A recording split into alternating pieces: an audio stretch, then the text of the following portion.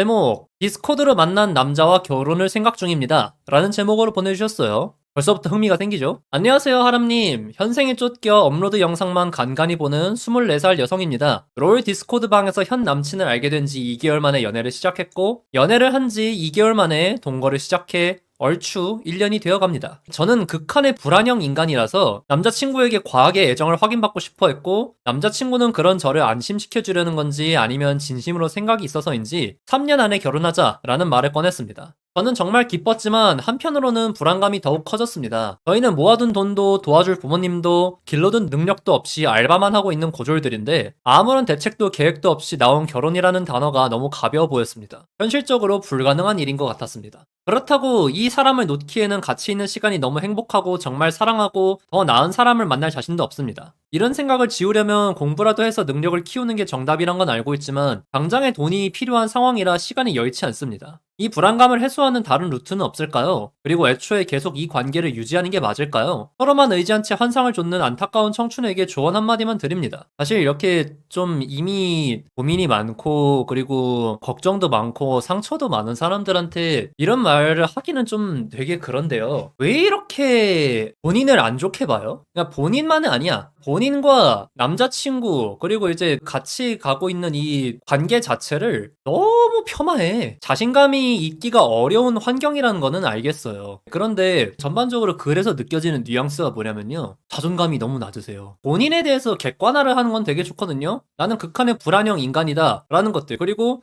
남자친구에게 과하게 애정을 받고 싶어 한다. 오케이. 그런데 그거를 아는 것과 이런 나에게 잘해주는 것도 의문스럽고 그리고 내 자신도 자신감이 없고 우리 둘 다 능력도 없고 배경도 없고 서로한테 의지해가지고 환상을 좇고 있는 안타까운 청춘이라는 워딩까지 갔을 때는 나는 죄송한 말인데 어처구니가 없어요. 그러니까 이게 객관화랑 비관은 다른 거거든요. 그런데 제일 위험한 게 객관화인 척하는 비관이에요. 사연자분의 경우는 아니지만 냉소가 정말 안 좋은 게 뭐냐면요. 지들이 똑똑한 줄 안다는 거야. 그냥 현실이야. 그리고 냉정하게 사실이야. 라는 마법봉 몇 개를 갖다 대면서 그냥 시니컬하게 말을 하는 자신이 정말 현실적이고 냉정한 사람인 줄 알아요. 그냥 헛똑똑이인 거거든? 근데 그런 게 밖으로 이제 분출이 되면 그게 냉소가 되는 거고 그리고 그게 안쪽으로 내 자신을 향하게 되면은 그거는 비관이에요. 근데 본질적으로 같아요. 자기 분수를 모른다는 게 사람들이 자기 스스로를 너무 과대평가하고 그런 거에서만 적용이 되는 줄 아시는데 아니에요. 자기를 실제 이하로 깎아내리는 것도 분수를 모르는 거예요. 주제 파악이 안 되는 거예요. 그래서 지금 이 결혼을 해야 된다 말아야 된다를 저한테 물어보시는 게 사실 지금 시점에서는 의미가 없어요. 그래요. 일단 결혼에 대한 이야기부터 먼저 시작을 해봅시다. 결혼이란 단어가 너무 가벼워 보였다. 아무런 대책도 없이 현실적으로 불가능한 일인 것 같다. 라고 말씀을 주셨는데 결혼이 뭔데요? 사연자분이 생각하는 결혼이 뭔데요? 현실적인 계획이 뭔데요? 저는 이제 그런 말씀을 드릴 수 있을 것 같아. 왜냐면은 저는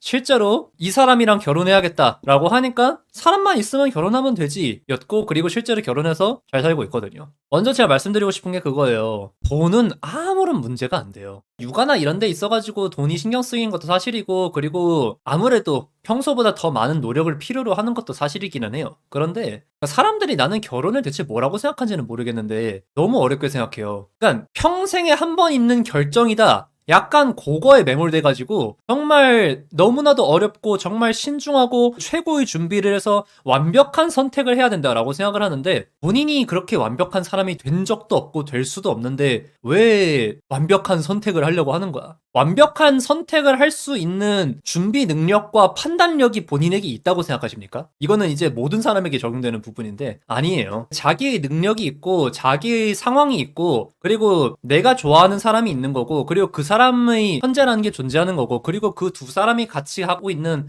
감정이란 게 존재하는 거고 그리고 그 두 사람이 현재 이 서로의 조건에서 꾸려나갈 수 있는 미래가 존재하고 그런 건데 애초에 아무리 그렇게 자존감이 낮아도 눈을 다 하늘에다 달아놓으니까 그 괴리감 때문에 내가 더 병신같이 보이는 거야. 그래서 제가 다시 한번 여쭤볼게요. 결혼이 뭔데요? 현실적인 게 뭔데요? 수천만 원짜리 스드메? 예식장? 자가? 애 키울 수 있는 몇 억 정도 되는 돈? 아니야. 진짜 아무 상관없어요. 이게 한국이 이래서 문제야. 한국인들은 다 그거를 해야 되는 줄 알거든. 인터넷에 결혼식의 현실입니다 하면서 스드메 이거 다 하고 하니까 뭐 5천만 원 돈 드네요. 미치는 것 같아.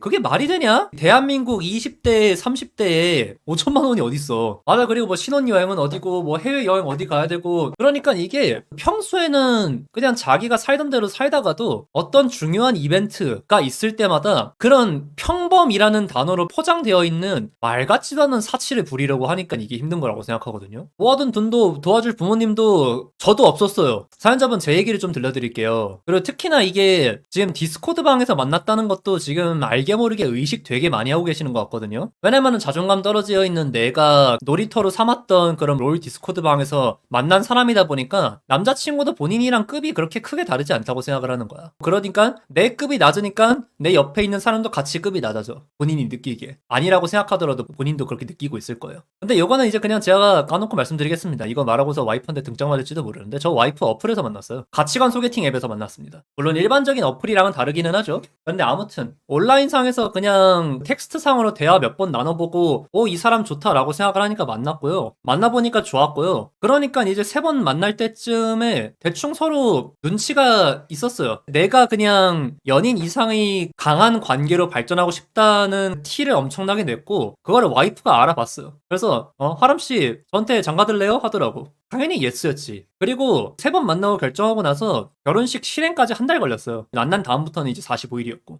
제가 결혼식 하면서 들인 돈이 총 얼마인 줄 아세요? 400이 안 돼요. 요즘 뭐 결혼식 한다고 하면은 뭐 최소한 막 2천만 원, 3천만 원, 뭐 많으면은 5천만 원 억 단위로 가고 그러는데 정신 나간 거야. 20대가 그런 돈이 어딨어요, 세상에. 그 돈 들고 있는 20대는 정상적인 20대가 아니에요. 일반적인 20대가 아니에요. 저도 처음엔 그렇게 생각했는데 주변 사람들에게 너무 휘둘렸나 봐요. 그래요, 이게 문제야. 본인은 그렇게 살려고 하더라도 옆에서 그래도 결혼식은 뭐 이래야지, 자식 키우려면 이래야지, 그리고 심지어 인스타에서 올라오는 사진들이야 이런 거 보면 다 비싼 거 잘 먹고 잘 다니는 것 같고 말 같지도 않은 소리예요. 그게 우리가 일반적으로 중산층이라고 생각하는 사람들의 모습은 상위 20%다. 난 지금도 마찬가지예요. 근데 상위 20%의 삶을 살아오셨어요? 아니잖아. 어떤 종합적인 부분에 있어가지고. 아닌데 결혼이라든가 표준치가 어느 정도 정해져 있다고 생각하는 이벤트만 오면은 그 20%가 될라 그래. 20%로 살아본 적이 없으면서. 그리고 내가 20%로 살아본 적이 없으면서라는 게 못난 사람이라고 얘기를 하고 싶어서 그러는 게 아니에요. 어쨌든 간에 자기 위치라는 게 분명히 존재하거든. 우리는 상위 20%의 삶을 살고 있지 않아요. 어떤 수입적인 면에서든 아니면은 교육적인 면에서든 지금 뭐 주거 환경에 있어서든 모든 면에 있어가지고 그거를 객관화시키는 거는 절대 나쁜 게 아니에요. 그래, 금수저 다이아 수저면 더더욱이나 그렇고. 그리고 내가 지금 이제 사연자분이 더더욱이나 그런 결혼에 있어가지고 규모나 그런 것들을 크게 걱정 안 하셨으면 좋겠는 게 도와줄 부모님이 없으면 더더욱이나 그런 거 아니야? 저희네 부부도 비슷했어요. 부모님이 뿌린 돈 우리가 회수 안 해도 됐어. 그러니까 그냥 작게 열었어요. 오히려 책임질 게 적은 겁니다. 그래요. 물론 이렇게 단순하게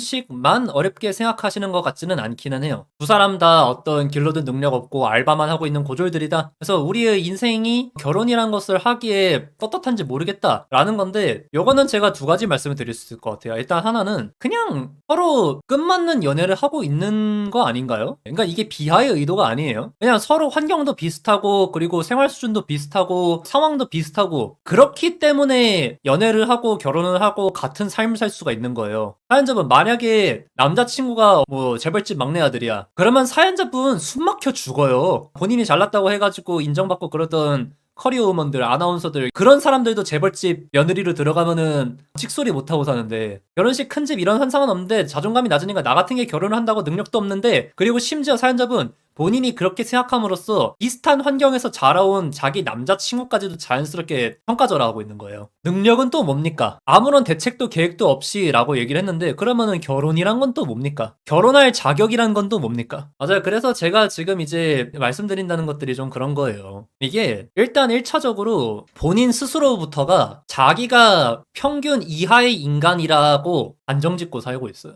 그러니까 이게 아니 근데 방금 뭐 상위 20% 아니라면서요. 네 라고 말을 했고 그리고 어쩌면 그래 평균 이하일 수도 있어요. 지금 사연자분의 생활이나 그런 것들이. 그리고 어쩌면 맞을지도 모르지. 근데 그렇게 자기 객관화하는 것과 그 자기 객관화에 매몰돼가지고 나는 뭐 능력 없고 하위 20%고 자존감도 낮고 능력도 없고 그러니까 그냥 이대로 사는 게 나을 것 같아. 이거는 달라요. 자기의 위치를 파악한다는 거는 자기가 발을 디딜 수 있는 땅을 정확하게 짚어놓는 거예요. 그리고 그걸 짚고 올라가야지.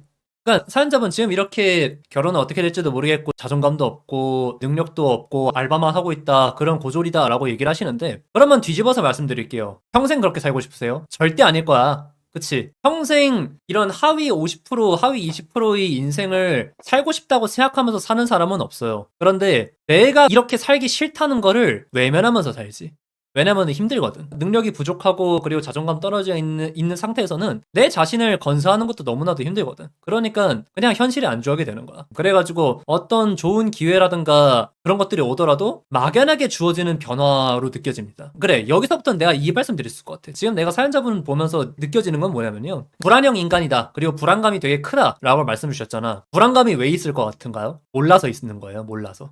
근데 뭘 모르는 걸까요? 자기가 진짜 원하는 게 뭔지 몰라서 그래요. 자기가 진짜 원하는 게 뭔지 모르니까 자기한테 진짜 필요한 게 뭔지를 몰라요. 그리고 자기가 갖고 있는 걸 몰라요. 얼마나 많은 것들을 갖고 있는지. 그리고 얼마나 갖고 있는지 모르니까 어떻게 해야 할지를 몰라요. 아무것도 모르니까 모든 변화가 다 무섭게 느껴져요. 내가 지금 이 일을 그만두면, 내가 결혼을 하면, 내가 애를 낳으면, 내가 이 남자친구랑 헤어지면, 그 밖에 여러 가지 것들. 그러니까 나는 이게 결국에 어렸을 때 어둠이 무서운 거랑 똑같다고 생각해요. 어두운 거는 그냥 어두운 것 뿐이라는 걸 알고 나면 사실 별로 안 무섭거든요. 좀 그런 거라고 생각해요. 지금 사연자분의 사연 글을 보면서 이제 전반적으로 보이는 건 뭐냐면요, 남자친구에게 과하게 애정을 확인받고 싶어 한다, 이거 말고 자기가 원하는 게 없어요. 뭘 하고 싶은지, 그래서 어떻게 하면 좋겠는지, 또는 어떤 모습이 되고 싶은지, 아니면은 하다못해 남자친구랑 같이 어떤 꿈을 꾸고 있는지, 어떤 미래를 그리고 있는지, 이거에 대한 게 한마디도 없어요. 그냥 막연하게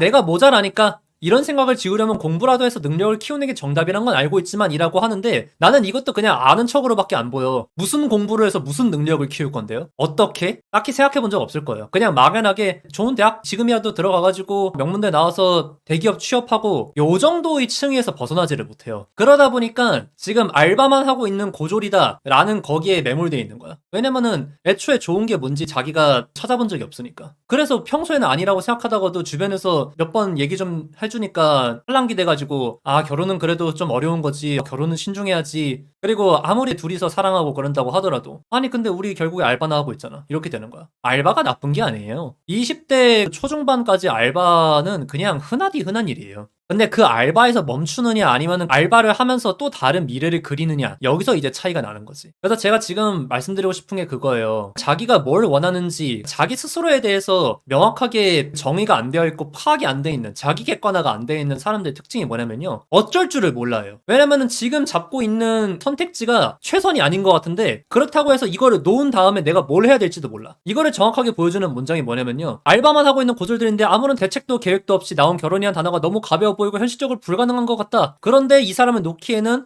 너무 행복하고 더 나은 사람을 만날 자신도 없다. 이거야. 자기에 대해서 모르면 모를수록 그냥 현상 유지가 최고라고 느껴요. 아까 얘기했던 거랑 똑같이 겹치는 부분이죠. 왜냐면 모르니까. 어떤 가능성이 있는지, 그리고 내가 할 수 있는 게 무엇인지에 대해서 모르니까요. 이 관계를 계속 유지하는 게 맞느냐? 그러니까 내가 지금 미치겠는 거 이런 거지. 이 사람을 놓기에는 같이 있는 시간이 너무 행복하고 사랑하고 더 나은 사람을 만날 자신도 없는데 이 관계를 유지하는 게 맞는지 나한테 물어보고 있어. 그거를 나한테 물어보면 어떡해. 본인이 너무 행복하고 사랑하고 더 나은 사람을 만날 자신이 없다면서. 그러면은 이거는 선택해야지. 그러면 같이 있어야지. 현상 유지가 제일 안전한 것 같으니까 현상 유지를 하면서도 현상 유지에 만족을 못하는 최악의 상태인 거예요. 정확히 이제 요약해서 말씀드린다고 하면 그렇습니다. 사연자분이 이렇게 불안한 것들을 해소하는 가장 확실한 방법은 본인이 바로 서는 거예요. 본인이 바로 선다는 게 여러 가지 의미가 있겠죠. 본인이 뭘 하고 싶은지를 알아보세요. 만약에 이렇게 곰곰이 생각해봤는데 아무리 생각해도 내가 강렬하게 원하는 그런 건 없는 것 같아 라고 하면은 돌이켜보세요. 알바를 이것저것 해보셨을 거 아니야? 알바를 해보면서 나에게 그래도 가장 보람도 있고 일하면서 재미도 있었던 일터가 어디였는지 그거를 생각해보세요. 그러면은 파악이 끝났으면은 그거를 다시 하세요. 근데 알바만 평생 하면서 살고 싶은 생각도 없잖아. 그러면은 내가 이 일을 하면서 더 발전할 수 있는 게 뭔지를 생각해보세요. 그리고 일을 계속 하다 보면은 아마 이제 느껴지겠죠. 그래요. 제가 오늘따라 좀 중원부원이 길었는데 항상 그 질문을 가져보세요. 그래서 나는 지금 만족스러운가? 만족스럽지 않다면 왜 만족스럽지 않은가? 그런 질문을 가지고 계속 거기에서 답을 주지 않으면은 저 불안감 절대 해소 안 돼요. 본인도 뭐 때문에 불안한지를 모르는데 불안감을 어떻게 해소해요? 불안감이라는 거는 결국에 만족스럽지 않기 때문에 생기는 거고, 만족스럽지 않은 게 뭔지 몰라서 불안감이 생기는 거예요. 내가 뭘 해야 될지 아는데 불안감이 생기는 경우 내 노력으로 커버되지 않는 그런 상황에 대해서 오는 거죠. 그것도 이제 모르니까 생기는 부분이기는 한데, 근데 그런 불안감은 어쨌든 간에 나는 최선을 다했는데 결과가 갈라지는 거? 그래, 불안하긴 하고 그리고 안 좋은 결과가 오면 슬프겠지만 어쩔 수 없이 가까워요. 왜냐면 나는 최선을 다했거든. 근데 사연자분은 지금 최선을 다하고 있지 않아요. 왜냐면은 뭘 해야 될지를 모르니까 애초에. 제가 아까는 알바를 했던 것들을 생각해보고 무슨 일이 제일 잘 맞았는가, 무슨 일이 제일 즐거웠는가, 그리고 무슨 일이 보람이 있었는가를 얘기했었고, 그리고 그것뿐만이 아니라 생활에서도 그래요. 남자친구에 대해서 한번 정리를 해봅시다. 정말 너무 사랑하고 너무 좋고 라고 하는데 한번 냉정하게 생각해보세요. 그래서 지금까지 만나본 사람 중에서 제일 좋았는가, 그리고 진짜로 내가 이 사람보다 나은 사람을 만날 수 없는가. 만약에 그렇지 않다고 하면은, 만약에 내가 이 사람이 최선이 아니고 만족스럽지 않다고 하면은 내가 생각하는 최선을 만날 자격이 있는 사람인가 스스로가. 그러면은 그런 좋은 사람이 되려면은 나는 어떻게 살아야 되는가. 내가 지금 이렇게 불안한 인간이어가지고 남자친구에게 과하게 애정을 받고 싶어하는 것이 정상적인 것인가, 건강한 것인가. 아니라고 한다면은 그러면 나는 어떻게 해야 되는 것인가. 그러면 내 불안감은 저기 왜 시작되는 것인가? 나의 불안을 불러왔던 과거사는 어떤 것인가? 그렇다면 거기서 온 감정들을 극복하기 위해서는 내가 무엇을 할 수 있을 것인가? 그런 거 솔직히 그냥 본인이 고민하고 진짜 그냥 유튜브에다가 검색만 해봐도 도움될 수 있는 거 정말 많이 찾아보게 될 거예요. 그리고 그렇게 하고 나면 아마 보일 거예요. 지금 이제 남자친구가 본인을 안심시켜주려는 건지 진심으로 생각이 있어서인지 모르겠다 했잖아. 결혼하자는 말이. 모르지. 왜냐면은 본인도 뭘 원하는지를 모르니까. 근데 내 생각에는 남자친구는 알고 있을 거예요. 본인은 확실할 거야. 그리고 그거를 남자친구에게 직접 뜯어 물어가지고 알 수도 있겠지만, 만약에 저게 안심시켜주기 위해서 했던 말이라고 하면은 아마 남자친구가 솔직하게 말을 못할 거예요. 남자친구가 조금 더 성숙한 사람이라고 하면은 솔직하게 얘기해줄 수도 있겠지. 아, 너가 너무 불안해하는 것 같아가지고 그랬는데 어쨌든 간에 진심으로 내가 너가 좋은 것도 사실이다, 이런 식으로 얘기를 하겠지. 근데 아마 현재 상태로는 그 말 들어도 불안감 안 없어져요. 일단 만약에 남자친구가 진짜로 진심으로 결혼인 생각이 있다고 해도 의심할 거고요. 왜냐면 확신이 없으니까. 안심시켜주려고 했다라는 말이 들으면은 더더욱이나 버려질까봐 고민이 될 거고. 맞아. 그리고 지금 이제 딱 얘기 나오네요. 내가 남친 빚을 같이 갚고 있는 상황에서 주변에서 말도 많이 들려오고 과거 연애사도 좋지 못해서 이러다가 버려지면 어떡하나 하는 불안이 큰 것 같아요. 아니, 난 솔직히 저거 얘기 들어도 크게 달라질 건 없어. 사연자분, 지금 되게 이야기가 상충되는 거 아세요? 아, 너무 행복하고 너무 사랑하고 더 나은 사람을 만날 자신도 없고, 그리고 남자친구가 내가 과하게 애정을 요구할 때 받아주고 라고 하면서 또 한편으로는 남자친구 과거 연애사도 좋지 못하고 빚을 많이 갚아주고 있는데 주변에서 빚 갚아주고 있는 거 맞느냐, 그러다가 버려지는 거 아니냐 하니까 또 귀 팔랑거리고, 그러니까 버려지면 어떡하나 싶고. 그러니까 사연자분이 스스로 판단한 게 단 하나, 나는 불안형 인간이니까 그런 거다. 아, 과거 연애사는 제 남친 쪽이 아니라 제 쪽이 안 좋아서. 근데 그것도 마찬가지예요. 그게 남자 사연이든 여자 사연이든 중요한 게 아니에요. 강한 게 있다 보니까 괜찮은 사람도 자꾸 의심하게 되니까, 괜찮은 사람이 뭔지는 알아요? 이거 제가 시비 거는 게 아니라 진짜로 물어보는 거예요. 특히나 이제 여성분 중에서 그 사연자분 같은 유형이 되게 많은데, 내가 만난 남자는 다 쓰레기였어. 그래요. 원래 대인 게 많으면 더 의심하게 되는 건 맞는 건데요. 과연 연애 초반이나 이럴 때 진짜 아무것도 몰랐을까요? 사연자분이 어떤 의심 가는 부분들 또는 평가가 안 좋은 부분들 그리고 불안한 부분들이 있음에도 당장 애정을 받고 사랑을 받고 하는 것들이 너무 좋으니까 만났는데, 그래가지고 연애를 하면서도 남친 빚 갚아주는 것과 마찬가지로 그 사람의 단점들을 다 감수하는 게 당연하다고 생각했다가 싸우고 헤어지고 나니까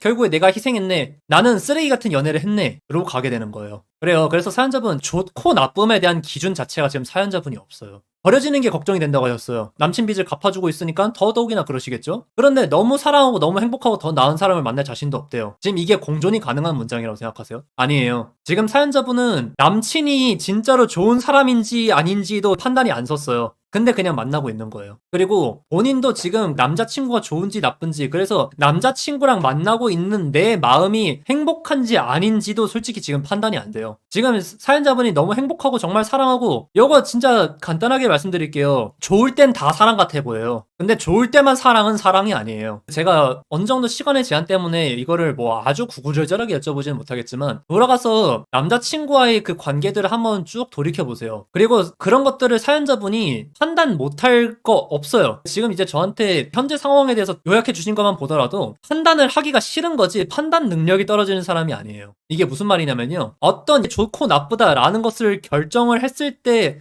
따르는 그런 책임감에서 도망가고 싶은 거예요. 남자친구가 좋은 사람이라고 생각했을 때 내가 틀릴까봐, 남자친구가 나쁜 사람이라고 생각한다면은 그 나쁜 사람을 만나고 있는 내가 너무 힘들까봐, 그게 무서워서 남자친구에 대한 판단조차도 미루고 있는 거예요. 근데 아시잖아요. 미룬다고 해서 그게 절대 피해지지 않아요. 언젠가는 맞이해야 되는 거고, 빠르면 빠를수록 좋아요, 사실 그런 판단들은. 그리고 이건 본인 인생에 대해서 제가 아까 말씀드린 바로 그대로예요. 본인이 어떻게 해야 행복한지에 대해서 판단을 하지를 못해요. 그러니까 판단을 하지 못한 게 아니라 판단을 하지 않았어요. 왜냐면은 겁나니까. 그리고 더군다나 여성분들이 이런 거에 더 빠지기 쉬운 이유가 뭐냐면, 이건 차별적인 발언이 아니라 여자는 저렇게 해도 먹고 살 수가 있어요. 어쨌든 간에 남자와 다르게 그 속마음은 어떨지 몰라도 당장 먹여 살리려고 하는 사람들이 계속 있거든. 특히나 젊은 여자일수록. 그러다 보니까 그냥 가만히 있어도, 수동적으로 있어도 어쨌든 간에 이 사람이 나한테 잘해주고 뭐 밥 사주고 애정을 주고 그러니까 행복한 줄 알아요. 근데 아니잖아. 여자들이 유독 나는 똥차만 만났어 라고 하는 사람들이 많은 이유가 뭐겠어요. 본인이 똥인지 된장인지 구분을 못하고 찍어 먹고 나서 결국에 남자 탓을 하게 되는 거야. 여자는 젊으면 먹여 살리려는 남자가 있긴 하도 20대 한정으로는 아니야. 근데 여자의 미친놈들은 언제나 있어요. 결혼 시장에 넘어가면 30대 넘어가면서부터 여자가 불리해질 수 있겠는데 연애 시장에서는 평생 여자가 갑이에요.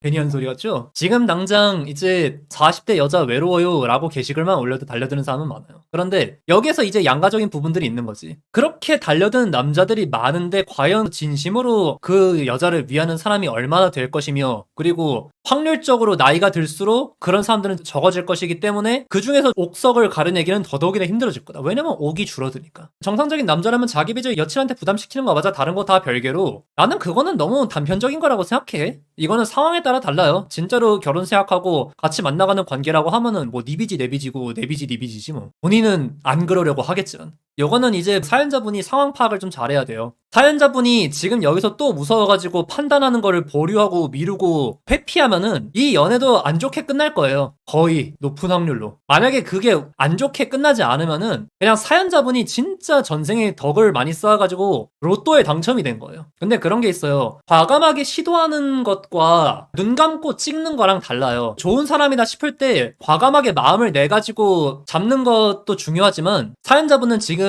애초에 눈을 감고 있어요. 안 보고 찍는데 그게 잘 되길 바라는 거는 그거는 요행이고 그냥 바보 같은 짓이에요. 사연자분이 진짜 좋은 남자를 만나고 그리고 좋은 남자를 놓치지 않고 싶다고 하면은 계속 생각하세요. 지금 사연자분의 의심이라는 건 너무 얄팍해요. 진짜 죄송한 말씀이지만은 의심을 하는데 의심에 대한 답을 내지 않아요. 자기 나름대로의 결론을 내지 않아요. 그래서 저는 솔직히 지금 사연자분이 사연을 들으면서 남자친구에 대한 판단을 제가 지금 할 수가 없어요. 왜냐면은 남자친구랑의 관계가 어땠는지, 남자친구가 사연자분에게 어떤 말을 했고 어떤 행동을 했는지를 들어도 사연자분의 주관이 없기 때문에 그 맥락 해석이 안 돼요. 그래요. 그거 정도만 물어봅시다. 남자친구 빚이 어떻게 생긴 거예요? 그건 좀 중요할 수도 있는데, 만약에 뭐 부모님 빚이다 그렇다고 하면은 그냥 슬픈 거고, 뭐 코인 빚이다, 도박 빚이다 이런 거면은 솔직히 답 없고, 사업 실패로 인한 빚이다 그것까지는 정상 참작 가능. 전 여친 생활비를 지원해줬다고 들었어요. 그냥 호구 새끼였구만. 학자금 대출도 있고. 진짜 미안한 말이지만 솔직히 저 말만 들어도 대충 알 것 같기는 해. 남자친구가 3년 안에 결혼하자라는 말 저거 하는 거, 저거 한마디만 들어도 솔직히 남자친구에 대해서 파악이 되긴 해. 그냥 호구예요. 미친 것 같은데 왜 전 여친한테 쓴 돈을 왜? 그러니까 내가 저게 지금 무슨 상황이냐면은, 그러니까 전 여친이란 게 헤어지고 나서 생활비 지원해주는 게 아니지 않아? 자기가 이제 있는 돈 없는 돈 끌어다가 여자친구 먹여 살리려다 보니까 빚이 늘어난 것 같은데? 나는 그거 같은데요? 맞아, 사귈 때 지원했다는 말이겠지? 뭐 이혼한 것도 아니고 전 여친한테 생활비를 주진 않겠지. 그거 그 정도면 이제 호구로 넘어가지고 정신병자고. 그러니까 내가 지금 이 얘기를 보면서 순수하고 착한데 경험 부족하고 너무 순진한 사람들이야. 그게 확실히 느껴진다. 근데 20대로 생활비 대출은 현금 서비스나 사채잖아. 그래, 근데 그거는 뭐 이미 어쩔 수 없는 거고. 그냥 판단력이 흐려질 정도로 자기 여자한테 충성을 다하는 사람이고, 그리고 바보 같은 사람이에요. 이거 단편적으로만 본다고 하더라도 그런 것 같아. 그래, 이거는 이제 사연자분이 제 말만 듣고 판단하는 게 아니라 더 알아보고 그래야 될 것 같기는 한데, 사연자분이 남자친구를 의심은 안 하셔도 될 것 같아요. 이 사람은 결혼하면 특히나 더더욱이나 자기 장기 팔아서라도 자기 여자는 안 굶길 사람이에요. 네, 그리고 이런 유형의 남자들이 있어요. 내가 이 얘기 들으니까 그 말은 또 드릴 수 있겠다. 근데 이 남자친구가 엄청 불안해하고 있을 거예요. 뭐 빚 같이 갚아주고 그러는 거 너무 고맙고 그렇기는 한데, 얘가 내가 없을 때 너무 힘들어하고, 그리고 자기를 충분히 신뢰하지 않고 있다는 거 아마 느끼고 있을 거야. 그리고 나 저 3년 안에 결혼하자는 말도 이제 좀 해석이 되는 것 같아. 저게 두 가지로 해석 가능하거든요. 하나는 본인이 그 안에 어쨌든 취직이라도 해가지고 정상적인 직장 잡고 결혼할 생각하고 있는 거고, 그리고 또 다른 하나로는 사연자분한테 좀 더 확신을 받고 싶어 하는 부분들이 있는 것 같아. 만약에 난 너가 능력 없어도 괜찮다, 그냥 난 너만 있으면 된다라고 하면은 남자친구 지금 당장이라도 결혼하려고 할 거야. 내가 그런 유형이라서 알아. 전 여친한테 쓴 돈이라고 말하는 것 자체가 사연자 만만하게 보는 게 기저에 깔려있는 거라 생각함. 사연자분 저 말 무시하세요. 절대 아니에요. 남성성이 없다 그러는데 남성성에 대해서 뭐라고 생각하는지는 모르겠지만 나는 이거야말로 진짜 아주 전통적인 가부장적인 남성상이라고 생각해요. 내 여자한테는 내가 모든 걸 책임지는 게 맞아. 존나 마초예요. 그래, 맞아요. 이건 만만하게 보는 게 아니에요. 솔직하게 알려준 거예요. 이것 때문에 사연자분이 떠날 수 있을 거라는 생각도 분명히 했을 거야. 그런데 그것보다 사연자분을 속이기가 싫었던 거야. 맞아요. 진심인 거예요, 오히려. 이렇게 해서 생겼다. 사연자분 진짜 마음 아픈 얘기인데, 사연자분이 걱정하고 있는 사이에 남자는 아마 높은 확률로 지금도 결혼 준비하려고 이악 물고 살고 있을 겁니다. 근데 문제는 보통 여자들이 저런 남자를 우습게 보기가 쉽지? 당연합니다. 그리고 저게 건강한 관계가 아니에요. 내가 왜 연애할 때 폭언을 자주 듣고 그러겠어. 나도 알아. 내가 호구새끼처럼 굴어서 그런다는 걸. 그런데 그게 내가 할 수 있는 최선이고 진심이니까 그렇게 하는 것뿐이야. 결국에 건강한 방법이 아니라는 것도 나도 인지하고 있고, 그래서 경험이 쌓이고 나서부터는 나도 내 불만이라든가 내 요구라든가 이런 것들도 건강하게 기분 나쁘지 않게 잘 얘기하려고 하죠. 그래서 사연자분 빚 같이 갚아주는 거 있어가지고 이미 사연자분도 그만큼 마음을 많이 내신 거죠. 그런데 배신당할 걱정보다는 지금 이 인연에 충실해 봤으면 좋겠어요. 그래서 내가 이거는 또 다른 이야기가 될 수도 있겠다. 그러니까 남자친구 그렇게 열심히 뒷바라지 하고 해가지고 잘 안 될 수도 있지. 그게 뭐 남자친구의 변심뿐만이 아니더라도 정말 그런 일이 있으면 안 되겠죠. 뭐 남자친구가 큰 병에 걸린다거나 그런 상황들은 언제나 있을 수 있는 일이거든. 그런데 나는 그렇다고 해가지고 사연자분의 인생이 헛됐는가? 나는 그건 아니라고 생각하거든. 결과적으로 그게 헛될 수는 있어요. 맞죠? 맞는데 나는 그 이전에 최선을 다하면서 살아본 사람만이 최선을 다할 수 있다고 생각합니다. 되게 이상한 말씀 드릴 수 있겠는데 확신은 태도예요. 판단이 아닙니다. 믿는 거예요. 확신은 믿음이에요. 그런데 사연자분은 확신을 가져본 적이 없어요. 그런 태도를 가져본 사람이 아니에요. 그렇기 때문에 확신이 없으니까 최선을 다할 수가 없고 최선을 다해본 적이 없으니까 만족스럽지가 않아요. 나는 사연자분이 올인하는 버릇을 한 번씩은 좀 들여보면 좋을 것 같아요. 물론 아니었던 사람이 그렇게 하기가 쉽지는 않겠지만은 본인의 행복을 위해서, 그러니까 남자친구를 위해서 남자친구한테 최선을 다하는 게 아니에요. 내 남자에게 최선을 다한 본인을 위해서 최선을 다하는 거예요. 저 또한 그렇고요. 지극히 개인적으로 하람님 남자친구를 너무 좋게 보시는 것 같아요. 하람님이 좋은 사람이라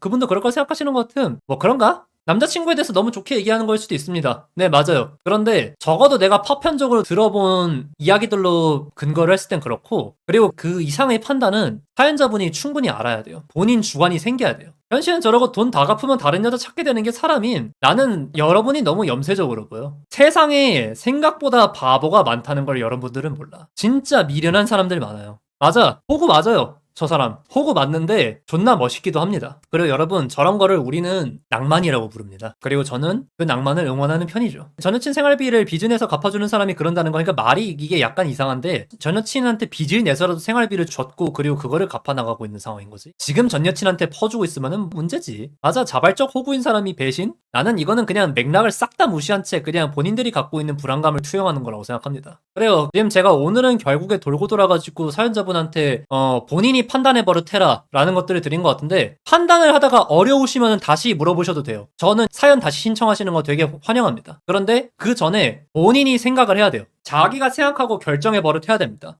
제가 이렇게 생각해가지고 이렇게 결정했는데 이게 맞는 걸까요? 또는 그래가지고 그렇게 생각했는데 결정하는 게 고민이에요. 이런 식으로 질문이 와야지, 지금 여기에 대해서는 사연자분이 원하는 명쾌한 답을 제가 드릴 수가 없어요. 왜냐면 지금 내가 여기서 어떤 조언을 주던 간에 사연자분은 그것도 의심할 거야.